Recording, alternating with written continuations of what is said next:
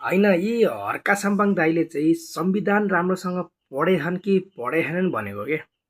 खालि राजीनामा मागेका छन्, मागेका छन्। कहिले चाहिँ प्रधानमन्त्रीको बोल्नुपर्ने ठाउँमा अर्को व्यक्तिलाई पठाए भनेका छन्, कहिले चाहिँ राष्ट्रपति बोल्दा बोल्दा उठेर हिँडेका छन् भनेका छन्। यिनले संविधान पढ्दैनन् क्या हो। यिनले राजीनामा माग्दा माग्दा मैले अनुमान गरे अनुसार यिनले दिनको 10 पटक माग्यो भने 365 इन्टु 10 हान्दाखेरि लगभग लगभग 3650 चोटि एक वर्ष माग्छन् भने त्यसैले नै 5 वर्षभित्र यिनले चाहिँ लगभग अब 3650 इन्टु 5 वर्ष हान्यो भने त लगभग लगभग 28,200 लगभग 50 चोटि हाराहारी भनेपछि लगभग 29,000 चोटि चाहिँ यिनले राजीनामा माग्दा रहेछन्।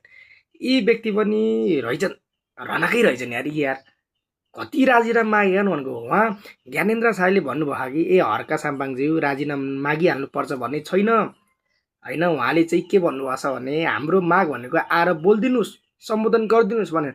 यी हर्का साम्पाङ दाई पहिला सुरुलाई संविधान मजाले पढाउनु त, अनि बल्ल अनि स्ट्याटस लेख अनि बल्ल राजीनामा माग भन्नु।